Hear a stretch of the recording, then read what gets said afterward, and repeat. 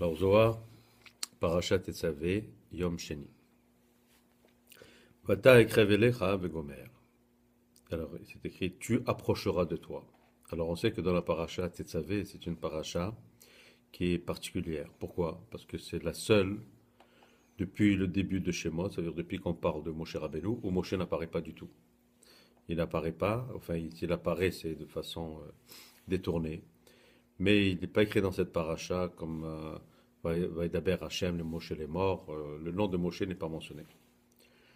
Et c'est écrit, et tu approcheras de toi. Amari Bishimon, Loshima Moshe, Loshimesh Moshe. Il dit, à Bishimon, on dit Loshimesh, et dans Shimesh, on comprend Shimsha en araméen, qui veut dire le soleil. C'est-à-dire que lui, le soleil, ne s'est pas approché de la lune. Et la lune, représente la Sephira Malchut. Et Moshe Rabbeinu représente le Zeir Enpin. Alors on sait que Zeir Enpin, c'est la configuration masculine avec laquelle nous avons une relation. Alors cette configuration, elle se compose, ou on appelle ça un parsouf, elle est composée de 6 séphirotes. Donc Sephira Chesed, Gevura, Tiferet, Netzarod et Yesod. C'est les 6 séphirotes qui font ce qu'on appelle le parsouf Zeir Enpin, donc la configuration Zeir Enpin. Et en contrepartie, le féminin, qu'on appelle la Nukva, c'est la Sephira Malchut, qui peut être ou le Partsouf Rachel ou le Partsouf Léa. Il dit donc, il demande de s'approcher, qu'elle s'approche de lui. A décalil bechol citrin berazad devav. Il dit jusqu'à ce qu'elle puisse se rapprocher et s'inclure de tous les côtés. Et il dit avec le secret de la lettre Vav. Pourquoi Vav? Et on sait que Vav, en hébreu, ça représente le numéro 6, donc 6. Et comme on a dit que le Parsouf Zeir Enpin est composé de 6 séphirotes, hein, donc on voit que le Vav dans le nom de Yud Ke Vav Ke, le Vav c'est Zeir Enpin, et le dernier He, ça représente la Sephira Malchut la Nukva. Tachazé. Ma ketiv mitor bene Israël et kahonu li. C'est écrit des Bnei Israël, les Kahaonoli, on comprend par Kohen, mais en vérité ça veut dire en tant que ceux qui vont me faire le service ou qui vont sanctifier le service. Mais ici le Zohar dit, c'est pourquoi c'est écrit les Kahano avec un vav à la fin. Ça devrait être marqué les Kahenli. Et les Kahano, c'est-à-dire qu'il y a un vav qui est rajouté à la fin. Et il est Shimusha Dele. Il est comme un vav qui vient s'ajouter au lekahen. Et le shimusha de at da, le shimusha de let vadai. Il dit maintenant vraiment, quand on dit que cette lettre vav, elle a été ajoutée, qu'est-ce que ça veut dire elle a été rajoutée ou elle était là pour le servir? On parle de servir quoi? Hein? On dit de servir Hachem. Parce que cette lettre vav qui représente le Zeir Enpin, hein, elle est là pour servir Hachem. C'est-à-dire qu'est-ce que nous on fait dans notre service, hein, dans notre tefila, etc. On dit toujours qu'on fait les d'unir le masculin avec le féminin. Le Vav, qui représente le masculin Zeir Enpin, et avec le He, qui est le féminin, qui représente Nukva. Donc, pourquoi est-ce qu'on fait cette union-là, hein? C'est parce que en faisant cette union, en quelque sorte, on s'associe avec Hachem dans la direction qu'il veut donner au monde. Parce que la direction qu'il donne, elle est par rapport aux séphirotes. C'est-à-dire les séphirotes, ou les parsoufim, sont les intermédiaires de la lumière ou de l'énergie de Hachem. Pour ça, dans la Kabbalah, quand on connaît bien toutes ces différentes permutations, alors là, on comprend la direction de Dieu. C'est ça qui est d'extraordinaire dans la Kabbalah. Et ce que le Zohar explique. Parce que sinon, tu n'as aucune idée. Qu'est-ce que tu fais? Pourquoi tu le fais? À quoi ça sert? Alors, tu fais n'importe quoi. Hein, ça devient l'automatisme, ça devient culturel. Tu vois, tu te dis, on fait ça parce qu'on a l'habitude. Mais non, c'est pas du tout ça. On le fait parce qu'il y a une raison très précise et une portée qu'on cherche à faire ou à aider à se réaliser en faisant l'union de ces forces masculines et féminines qui elles vont amener ces énergies d'Hachem. Tu vois? Donc c'est un dynamisme, tu vois, un dynamisme où nous on fait, on provoque, on amène, hein, on unit, et là il y a le résultat qui se fait. Alors donc c'est comme un service à Hachem, parce qu'Hachem il veut donner lui, il veut donner cette abondance-là. Mais pour qu'il puisse la donner, il faut qu'il y ait cette union. S'il n'y a pas cette union, il n'y a pas d'harmonie. Et s'il n'y a pas d'harmonie, il n'y a pas de résultat. Hein? Donc cette harmonie se fait quand le masculin, qui s'appelle Zerenpin, s'unit avec le féminin, qui est la Malchut. Donc la lettre Vav avec la lettre He.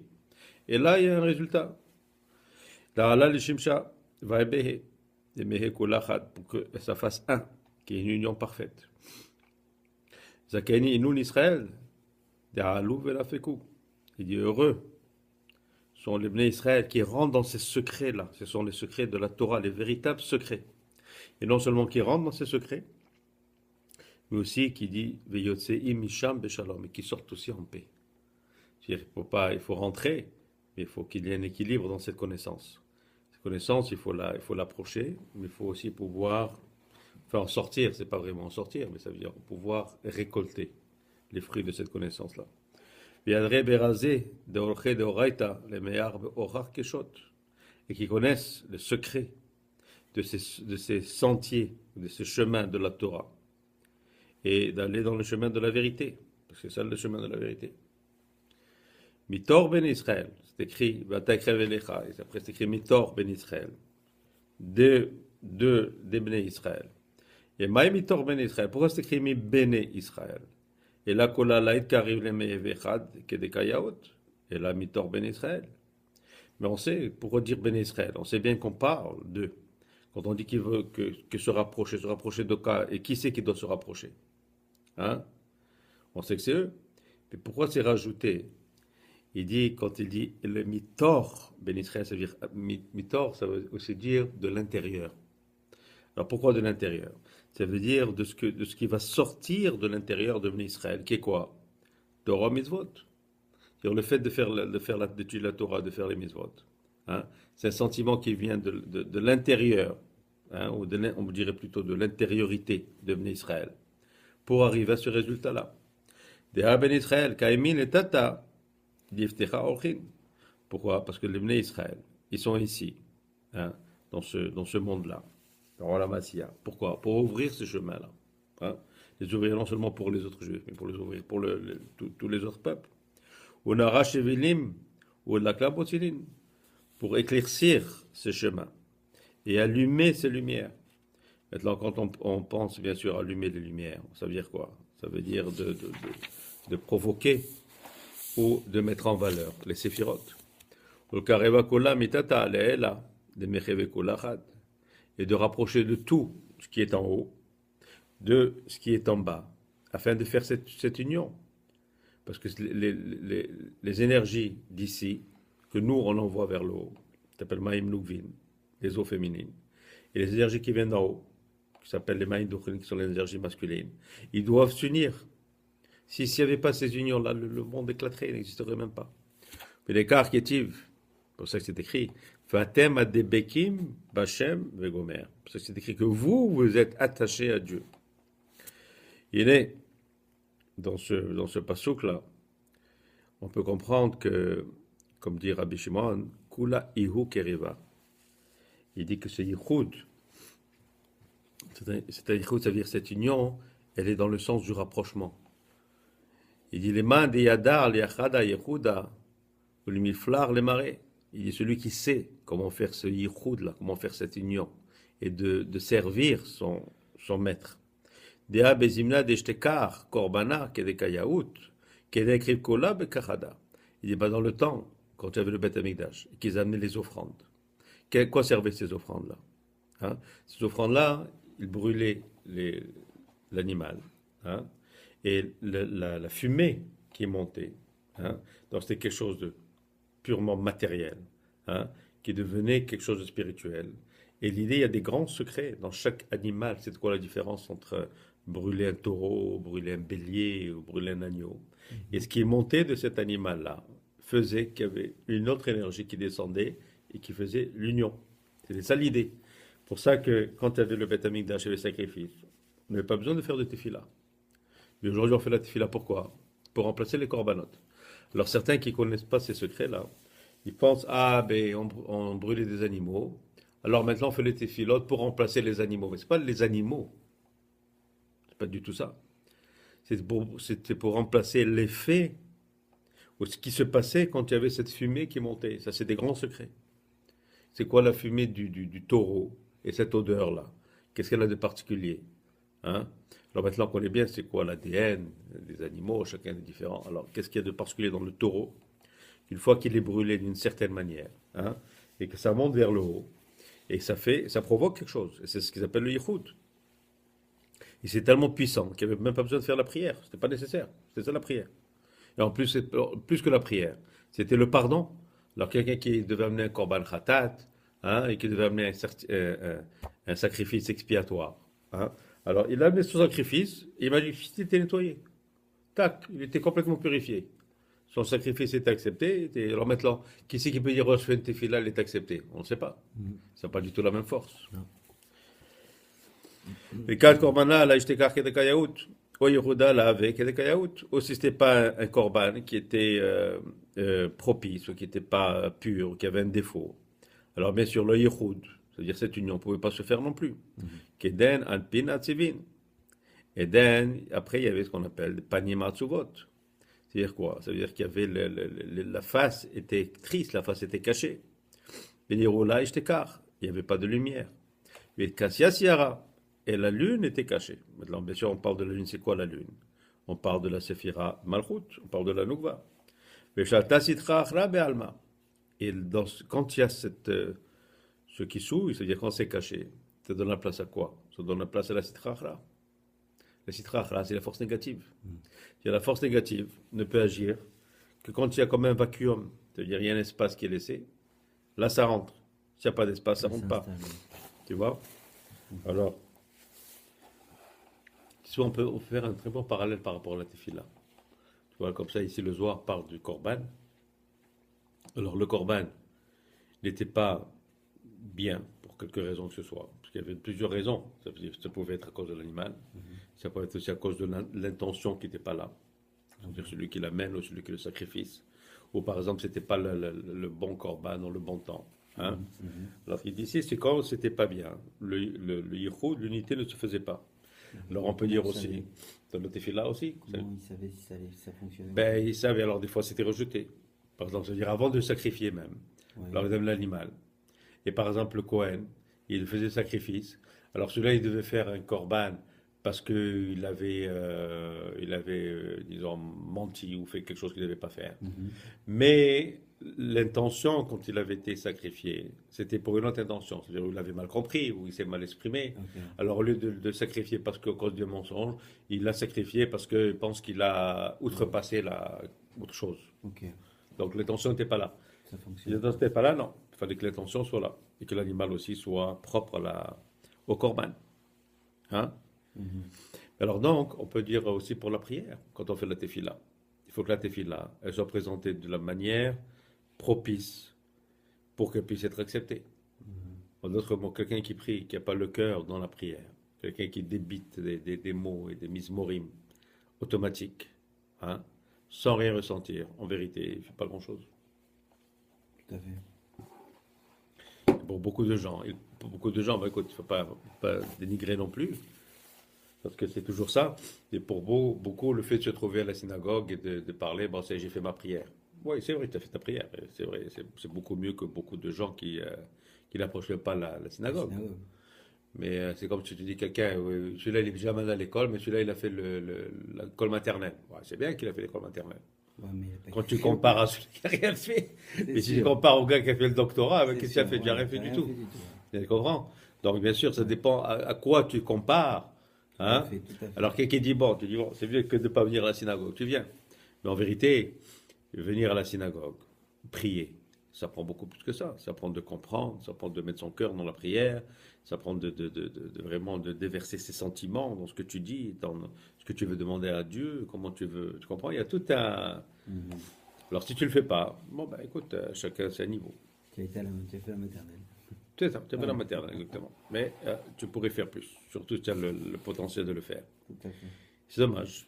Comme je disais l'autre fois aussi, malheureusement, c'est pas toujours beaucoup de rabbins dans les synagogues qui expliquent ça.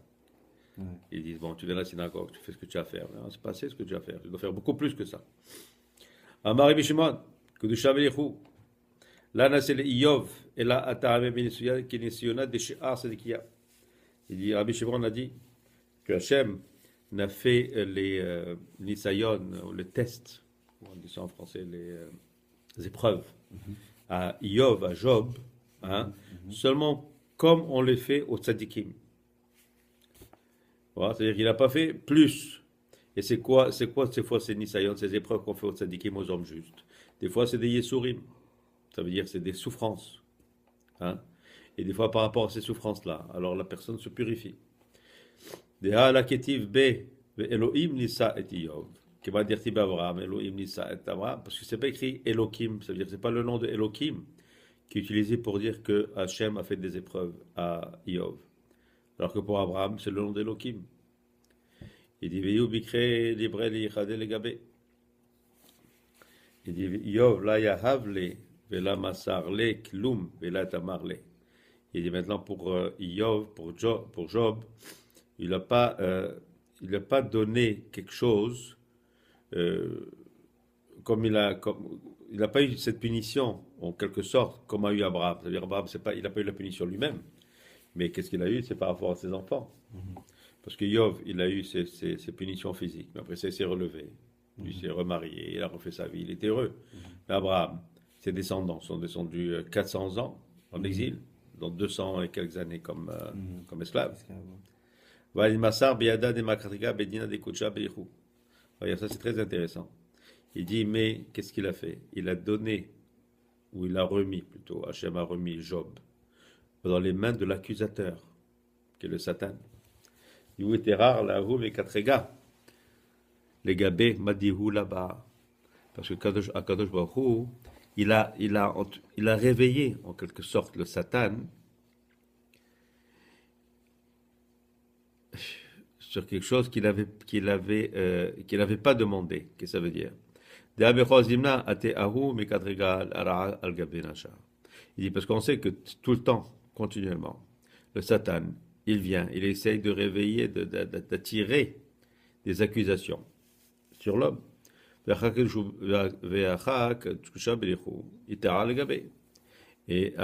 là, Akadosh Baruch Hu, il fait face à cet accusateur-là. Dirtiv, Asamta libecha ala de Yov, comme il est écrit dans Job. Hachem a dit au Satan, tu as mis ton cœur sur Yov, façon de dire. Maintenant, tu veux l'accuser. Aval Raza a Mikaïou, mais en vérité, c'est un grand secret. Et c'est quoi ce grand secret? Et comme ici dit en hébreu, il dit Sod Amoku, c'est un grand, grand secret. Il dit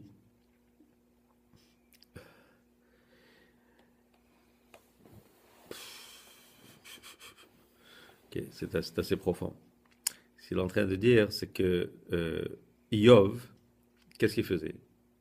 Il a amené des sacrifices, mais il a juste des sacrifices qu'on appelle des rolotes. Pas le terme en français, parce qu'il y a plusieurs différents sacrifices, des noms de sacrifices. Et qu'est-ce qu'il y a dans les rolotes? C'est qu'il n'y avait pas de part pour la force négative. Et s'il amenait des shélamim, qui étaient une autre sorte de sacrifice, et dans les shélamim, qu'est-ce qu'on doit faire? On prend les os. Les os ne sont pas brûlés. Et les os sont donnés aux chiens. Okay. Et ça veut dire donner aux chiens quoi? Ça veut dire qu'ils sont donnés à la force négative. Mais étant donné qu'il approchait juste des rolotes, comme sacrifice, il n'y avait pas de part pour la force négative. Et c'est pour ça, et étant donné qu'il n'y avait pas de part pour la force négative, alors la force négative, elle pouvait s'approcher, quelque sorte, comme il dit ici, l'inok minamigdash, comme un bébé qui tète d'amigdash. La reine Orera Kadosh Baruch Hu est à Satan et à Stin alav. C'est pour ça que Hachem a permis au Satan de l'accuser. Qui ratzal et taher et à Kodesh va aller déchirer à sec Im Yov nivdal min kodesh. Parce qu'étant donné qu'Hachem voulait que le Kodesh reste Kodesh, alors il a voulu enlever le Satan et qu'il s'occupe avec Iov. Et tout le temps qu'il s'est occupé de Iov, alors il ne s'est pas attaqué au Kodesh. Et dans ça, il y a vraiment un grand secret. C'est quoi ce grand secret? C'est quoi un grand secret? C'est que il faut toujours savoir donner une partie à la sitracha. Il y a même des gens que je connais, si par exemple ils vont ouvrir une bouteille de vin, ils vont verser un petit peu, tu sais, un peu dans l'évier, un petit peu tout de suite, un petit peu de vin, tu vois, et après ça, ils vont boire la bouteille. Et ils vont toujours donner une partie à la force négative, hein, et prendre le reste pour eux. Comme on sait à Kippour, il y avait le bélier qui était offert à Azazel, donc à la force négative, et l'autre qui était offert. Hein. Donc, il y a cette notion-là, que des fois, il faut l'occuper pour que le Kodesh soit préservé.